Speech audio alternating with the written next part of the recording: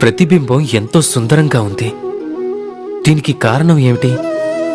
నా రూపం సుందరంగా ఉందా, లేక ఈ జలం స్వచ్ఛంగా ఉందా? లేదు, ఈ జలం స్థిరంగా ఉంది, శాంతంగా ఉంది.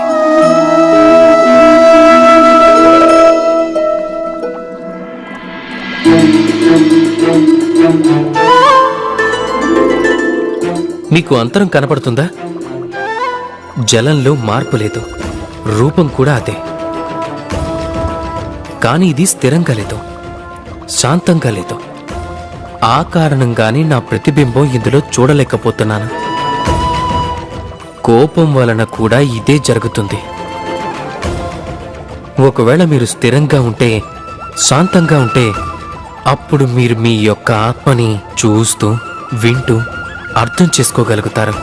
కానీ ఈ కోపం ఈ ఆత్మ పిలుపుని పూర్తిగా కమ్మేస్తుంది. అందుకే మీ కోపాన్ని అదుపులో ఉంచుకోండి.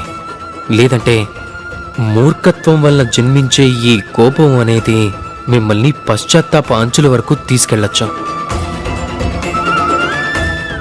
రాధాకృష్ణ.